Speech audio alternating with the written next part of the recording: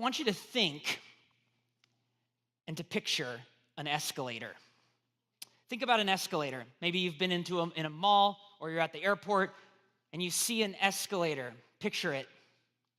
Now I want you to picture trying to describe that invention to someone who has never seen it before.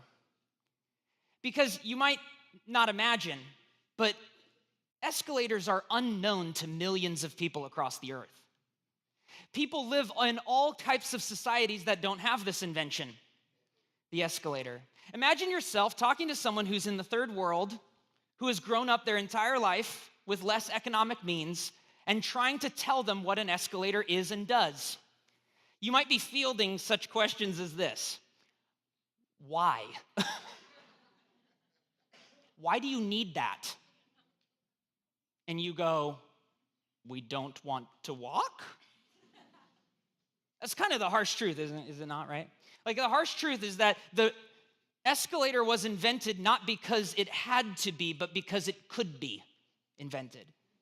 It was invented out of a level of opulence to where we didn't want to take the stairs, so let's invent something that carries me up there. I had a big lunch. Just want to be carried up those stairs. Let's work for years, spend dollars upon dollars, hour upon hour to develop something that lifts me from here to there. Because it's just too much. It's too much. Yeah.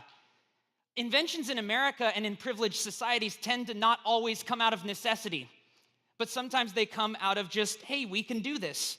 Quite simply, we can invent things, therefore we do invent things. But here's the thing. The cost of these inventions leaves us to all of a sudden have a new question we have to ask ourselves and a new choice we have to make every time we're at the airport or every time we're at the mall. And you know this decision you have to make, stairs or escalator. We should probably take the stairs. I need to lose a couple. Got to get my steps in, you know? But that's a new choice. That's in our culture. That's not a choice in other cultures. Do you see? Technology breeds a level of choice making we never had before the technology arrived. Needless inventions often offer us choices we never asked to have. Like this. Should we fly? I live in Oregon. Should we fly to Oregon or should we drive to Oregon? Do I take an Uber or do I walk? Do I text or do I call? Do I tweet it or do I post it on Instagram? Do I post it as a story or as an actual post? Do I eat my leftovers or do I order Postmates? Wait, Postmates or DoorDash? Heat something in a cage of radiation or make something fresh? Tap water or buy the purifier? Paper or plastic? Trick question, both are a sin in California.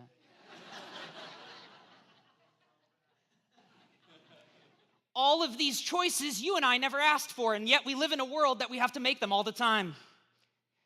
You see, technology affords us a luxury of choices. It begins with a stair versus an escalator, but it now involves a cascading level of choices we never wanted to make. And more seriously, now because of innovation, we put our children through even more choices. Our children are now offered more levels of college education than they ever asked for. A choice of sports and commitments to such sports that we've never had when we were growing up. Life has simply gotten more complicated because it seems that the more advanced we get, the more anxious we become. Because all of these choices breed up a level of anxiety. As silly as some of those examples are, your life is more complicated than anyone else's life in the history of the world because of needless inventions and technologies that have surrounded our lives. We now live in a world of anxiety because of our opulence and our level of advancement. You see, the complexity of American life bred the anxiety in American life. Life is just so complicated. Do you guys watch The Good Place? Ever seen this show? Good Place. It's a pretty solid show. Ted Danson, greatest TV actor in history, let's be honest. If I look like him at his age, I've won, okay? You don't need to know much context for this show, but there's this quote from The Good Place that I love that explains exactly what I'm talking about. The character Michael, played by Ted Danson, says this: life now is so complicated, it is impossible for anyone to be good enough for the good place. These days, just buying a tomato at the grocery store means you're unwittingly supporting toxic pesticides, exploiting labor, contributing to global warming. Humans think they're making one choice, but they're actually making dozens of choices they don't even know they're making. You feel the anxiety boiling?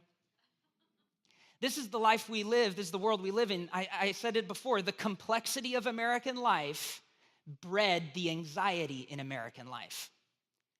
This anxiety problem is uniquely American. Did you know that when Americans were studied asking on a day-to-day basis, do you just have a relatively good day? Our rate is nearly half as low as those in third world countries. That actually, they studied, for example, Nigeria. Nigeria has a level of 65% of people feel like they have a relatively good day in Nigeria. In America, it's more like 30 to 25%. Because life is so complicated, it's bred to us an anxiety, but it's come directly out of the world we live in. Yes, that's why we're starting this new series, Anxious, but we're actually continuing our study of the Sermon on the Mount. And so if you have a Bible, we're going to be in Matthew chapter 6. We've been slowly working through Matthew 5, 6, and 7, which is Jesus' greatest teachings, and today we get to this new section. Next week, we're going to talk a lot more directly about anxiety, about worrying for the future, and Jesus telling us to not worry about the future. But this week, we're going to get one perspective on anxiety, one angle on anxiety. And Jesus says this in Matthew 6, verse 19. Do not lay up for yourselves treasures on earth where moth and rust destroy and where thieves break in and steal. But lay up for yourselves treasures in heaven where neither moth nor rust destroys and where thieves do not break in and steal. For where your treasure is, there your heart will be also. Verse 22. The eye is the lamp of the body. So if your eye is healthy, your whole body will be full of light. But if your eye is bad, your whole body will be full of darkness. If then the light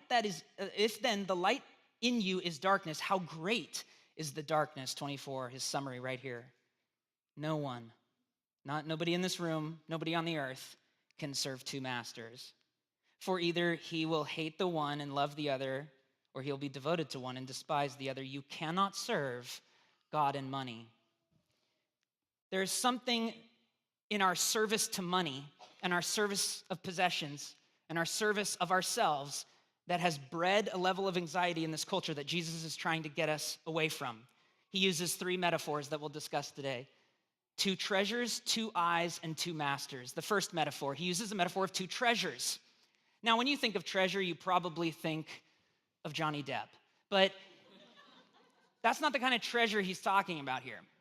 Instead, he's talking about the things that we value and the way that we show our value. Very simply, for us to think about it the way that Jesus and his disciples might have thought about it back then, I want you to think about your treasure as your time and your money. The things that reveal the very things that you value. Finite resources that point to things that you value. It's your time and your money. That is what treasure is. And a key question Jesus is asking in this idea of 2 treasures, the key question is this: where do I give my time and my money? Where do I give my time? How do I spend it? And where do I give my money? How do I spend that? Do you notice the same metaphor for money and time are the same thing? We spend it, we give it. Why? Because they're finite resources. Jesus contrasts 2 different kinds of treasures: earthly treasures and heavenly treasures. Earthly, he said, moth and rust destroy and thieves break in and steal. Meaning, the earthly treasures are corruptible, moths and rust destroy, and they're also temporary. Thieves break in and steal. They can leave you. They can get out of your life easily. Earthly treasures are both corruptible and temporary. And Jesus says, don't lay up treasures that are temporary and corruptible.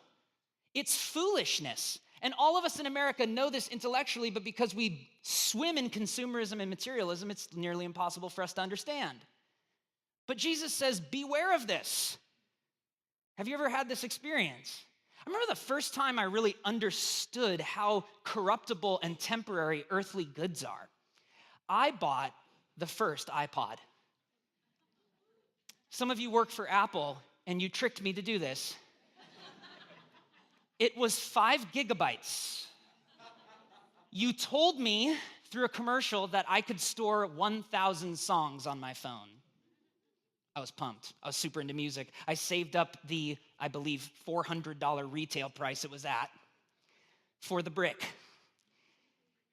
I remember, I was mowing lawns. I was doing whatever I could. I was helping my dad in any way I could so I could get $400. I spent it on this iPod, and it was my prized possession. I remember going to like this Catholic church camp or something when I was growing up in Catholic school. And I remember taking the iPod with me and not my Discman. Yeah. And not the binder of CDs that I was filing through.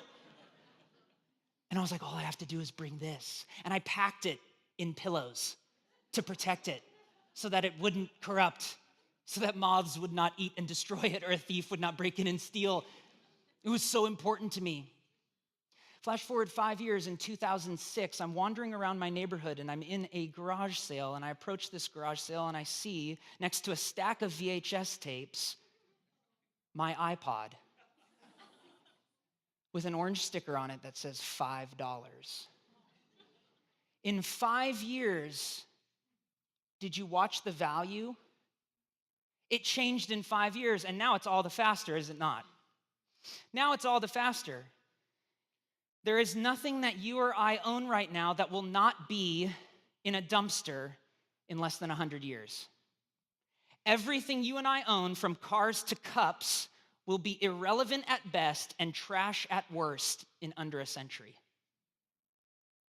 Everything you think is worth it or important that you own that is a material possession will be garbage in 100 years. Very few of the things that you possess will last beyond that. And that's why Jesus says we spend all this time and all this money working for what? Future garbage. You just got the garbage earlier. It's true though, right? Jesus says this in Luke 12:15. Beware, he says. Guard against every kind of greed. There's multiple kinds. You can be greedy for something that costs $2 and be greedy for something that costs $2,000. There's all sorts of greed, and greed sneaks in to be that I deserve this. He says life is not measured by how much you own. He says instead of the earthly treasures, store up treasures in heaven. He says moths and rust don't destroy these things, and thieves don't break in to steal these things. So while earthly treasures are corruptible and they are temporary, the heavenly treasures are incorruptible and eternal. They last forever. Could it be that we need to start asking questions like this? Where can I put my treasure, my time and my money, into something that will outlast me? How can I spend my time and my money in such a way that the impact of my spending will outlive me? That's a great question for Christians and non-Christians to ask. This is the teaching of Jesus that will lead you into all life. This is why the connecting phrase Jesus has between section 1 and section 2, his two metaphors, he says this: for where your treasure is, there your heart will be also. Where is your time and your money? That's what you care about. Where are you putting your time and your money? That is where your heart is. And a lot of us want to believe our heart is in a different place, but Jesus says, do a very simple and alarming audit of your life. And just look at your calendar and your bank account. Because our hearts lie, but math doesn't. And the math of your calendar and the math of your bank account will expose what you truly care about. And one of the hardest but best things I have done is over a season of time, always look at my bank account and my calendar and understand, am I pouring it into the things, the time and my money, am I pouring these things into things that will outlast me? Obviously, just life in America requires we have to spend a lot on stuff that we will outlive. I understand that. But it's important for us to counteract a level of materialism with a level of gospel-centered thinking. It makes us think the way that Jesus would want us to think. Where your treasure is, there your heart will be also. You might say, I care about the church. I care about the things of God. But where do you spend your money? If you care about the church and you care about the things of God, there's a way that you can spend your time and your money to encourage those things, to build into those things. You might say, I care about the poor, but you don't spend any time with poor people and you don't give money to causes who help the poor. And so the question before us is very harrowing, and it is this: do we really care about those things? You see, Dallas Willard has a great quote about time. He says, time is never found, it is made. We always say we'll find the time to do the things we care about, but the truth is we don't. We always make time for the things we care about. It's just mostly we care about money more than anything else. because that's the system in which we've been bred as Americans or as new Americans. Wherever you're at, the culture that we get in, we can get swept into it so quickly, especially in the Silicon Valley. I believe anxiety can be diminished by freely giving your time and money to things that outlast you. I watch it happen here at Awakening all the time. When people get engaged to serve or they start becoming generous, their peace in their life starts to well up. They start to become people not of anxiety, but of peace, because they don't view their money as theirs. They don't view their time as theirs. It's all borrowed from a heavenly place, and they're storing up the heavenly treasures, and all of a sudden the anxieties in their life start to diminish because they're giving it away. The second metaphor Jesus uses is of two eyes. Two treasures, his next metaphor being of two eyes.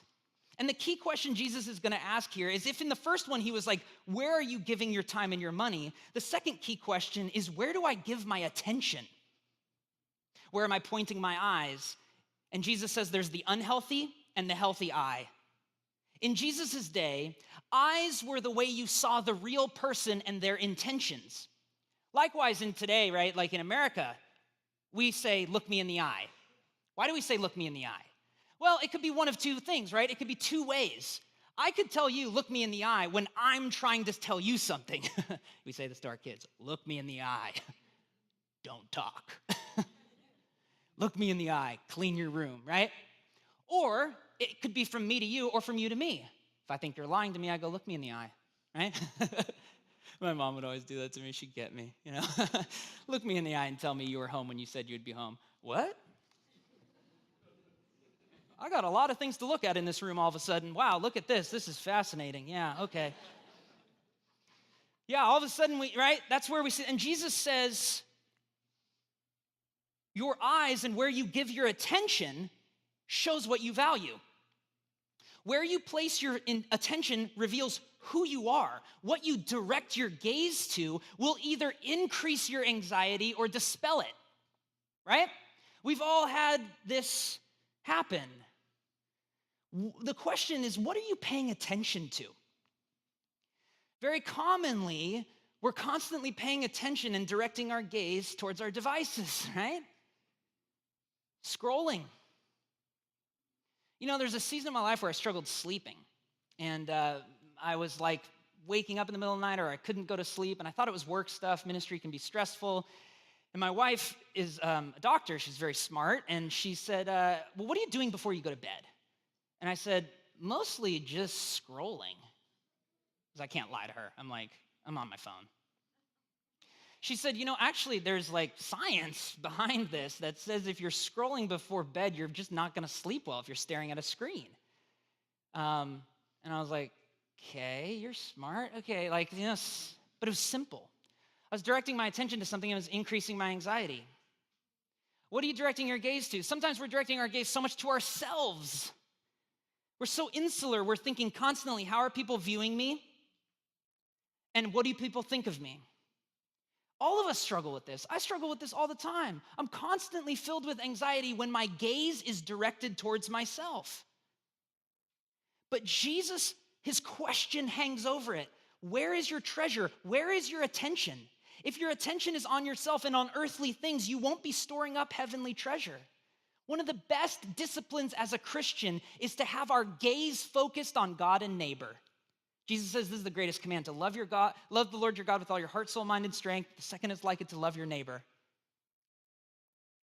That we actually should have the gaze towards God and the gaze towards neighbor before we put our attention on ourselves. It's so healing.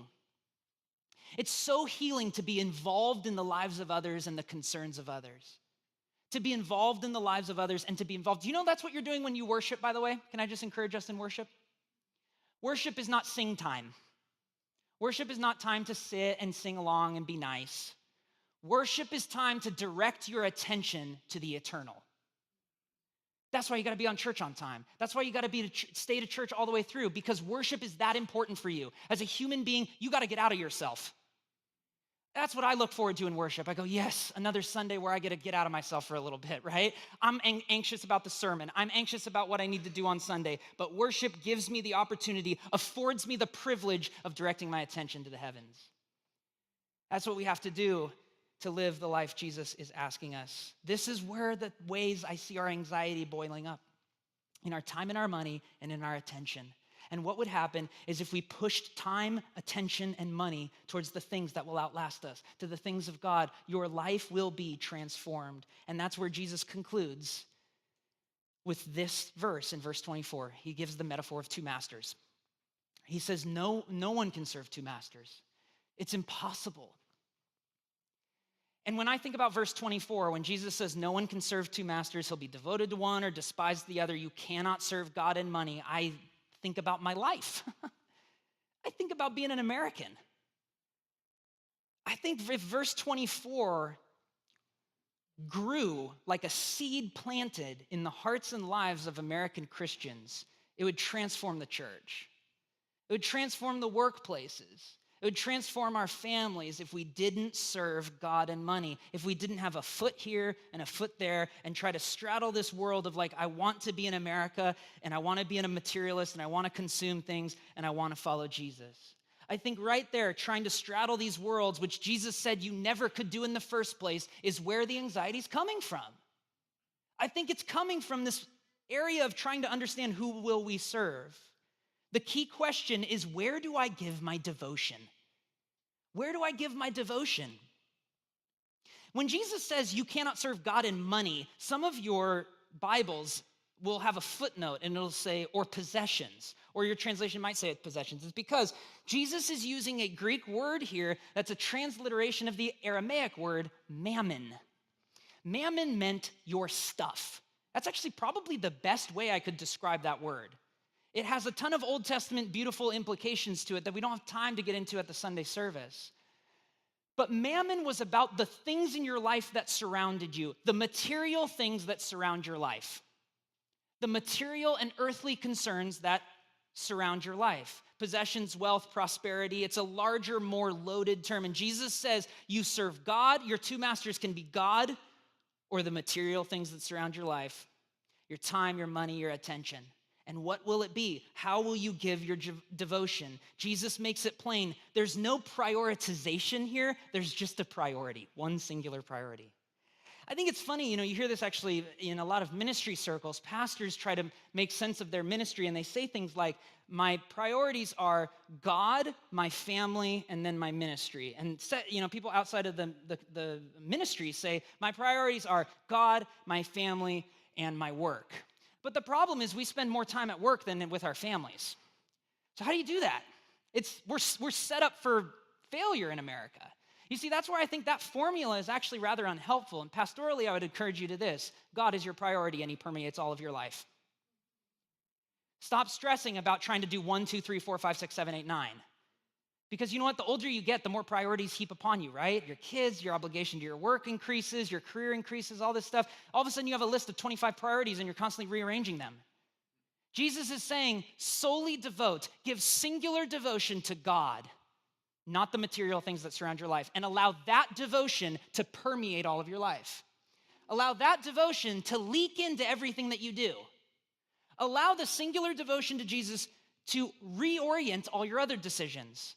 Let me put it a number of different ways, even though I just did. I just want to give you an emphatic point here. The decision to follow Jesus, the master, informs all other decisions. The decision to follow Jesus as master is to claim that nothing else has mastery over us. The confession, quote, Jesus is Lord, is the same confession as nothing else is.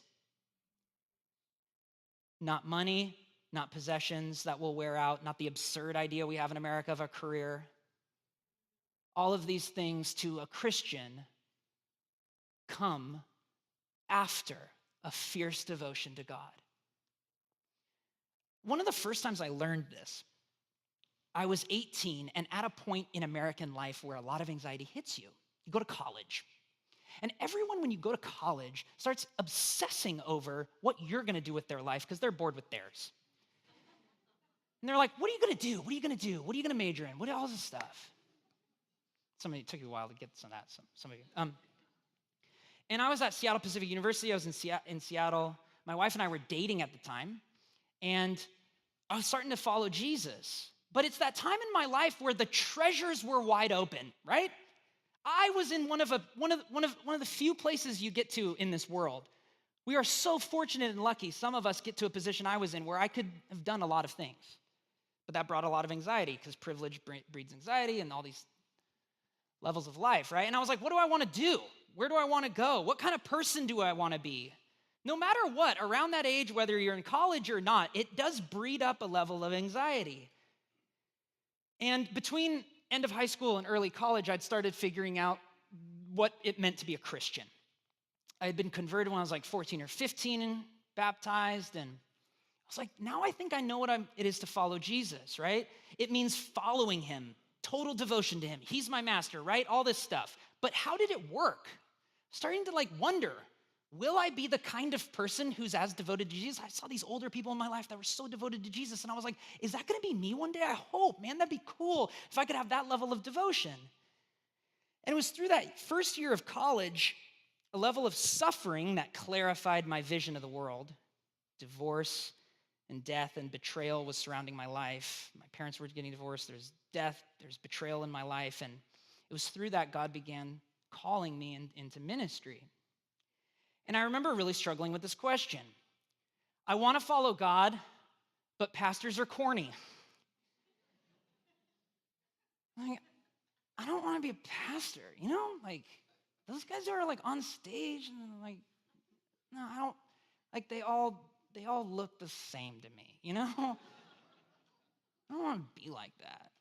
It was obviously pride, right? And as God was calling me into that, and suffering was going on in my life, and there was clarity that was happening around me, I didn't know what I wanted to do. I was like, I really wanted to just make money as a good American.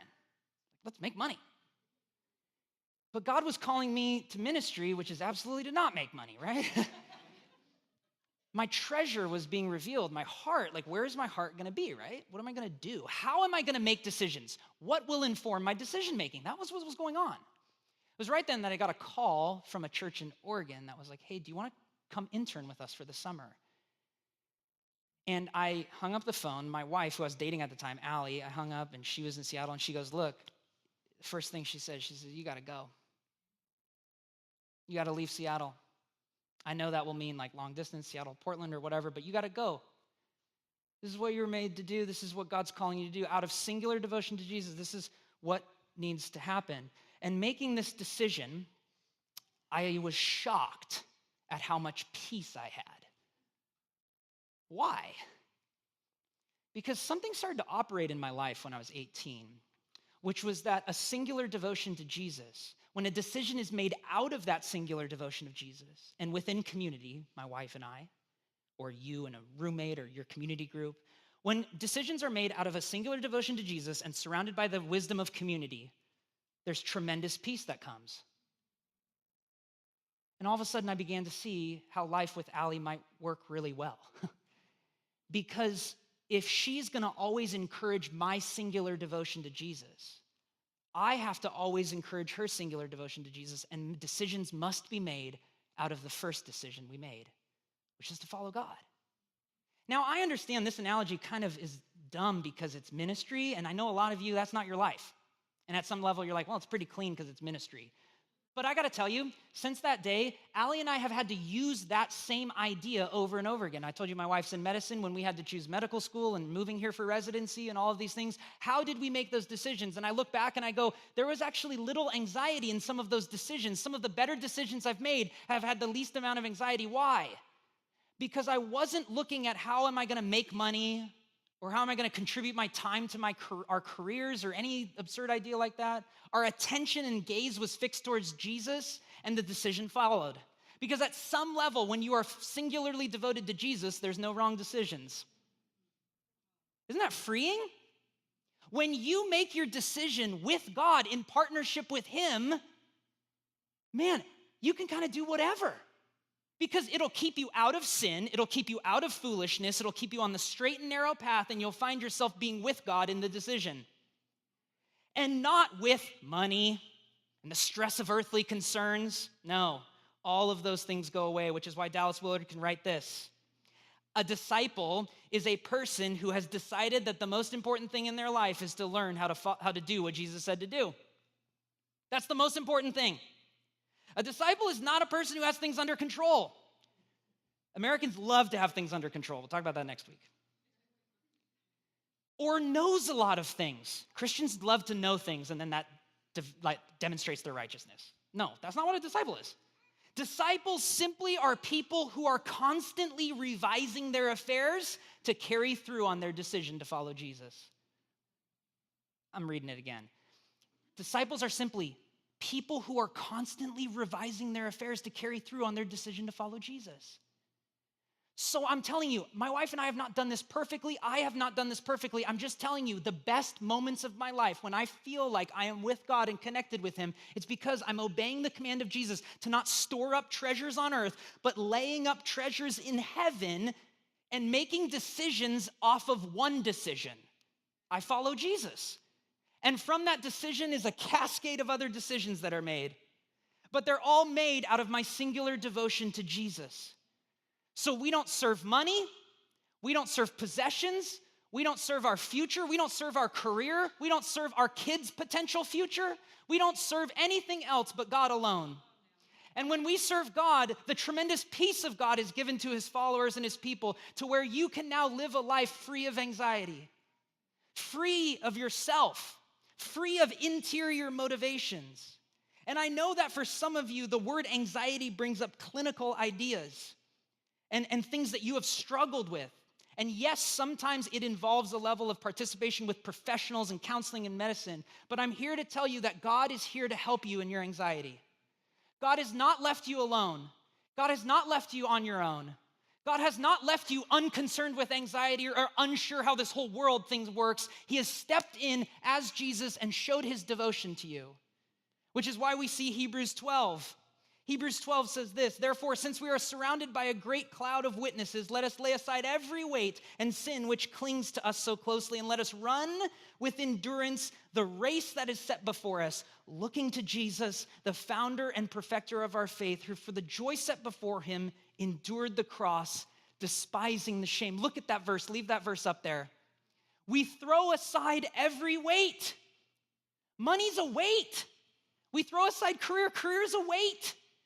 We throw aside our ridiculous ambitions. We throw them and we lay them aside and we fix our eyes on Jesus because he has devoted to us. We have singular devotion to God because God has singular devotion to you. Look at this verse closely. It says that Jesus endured the cross. How? Through the joy that was set before him. Commentators look at that verse and they were puzzled for centuries. They go, what does it mean that the joy was set before him? And suddenly, as you start to read and study this passage, you realize that wise people have interpreted this to mean this. What was the joy set before him? It was you. The purchase of a people, the partnership with his creation. He had the joy set before him, so he endured the cross. You and I now have this joy set before us, and we get to endure anything. We get to move forward and lay aside every weight because our eyes are fixed on Jesus, and this is precisely what these waters are about this morning. Don't miss the connection between baptism and laying up and storing up treasures in heaven. What we are about to do is watch people demonstrate their singular devotion to Jesus. This will define the rest of their life. This will define all of who they are. They will go down with sin, buried in transgressions, and raised to new life, storing up heavenly treasures. Because Jesus died for us, he singularly devoted himself to us. He endured the cross, and for the joy that was set before him, he endured it all. And so we now get to celebrate with people who go under in sin and up to new life because of their singular devotion to Jesus. These waters will define the rest of the decisions they make. And for you this morning, Christian, I believe some of you have forgotten your baptism. And you need to stare and fix your eyes and gaze upon what Jesus does, which is put dead things down and raise new things to life. That is what we're here to celebrate, and that is what you are here to put your attention on, is that we are going to participate in people storing up heavenly treasures, which makes us be able to sing the old hymn, I have decided to follow Jesus, no turning back. The cross before me, the world behind me, no turning back, no turning back. Let's pray. Jesus, You are with us. You have devoted to us. You have shown us your goodness. And Father, I pray that as these people devote themselves fully to you, God, that you would speak your devotion to this congregation as we watch this. That your word would carry forward and that the cares of this world would go strangely dim in the light of your glory and grace, we pray in Jesus' name. Amen.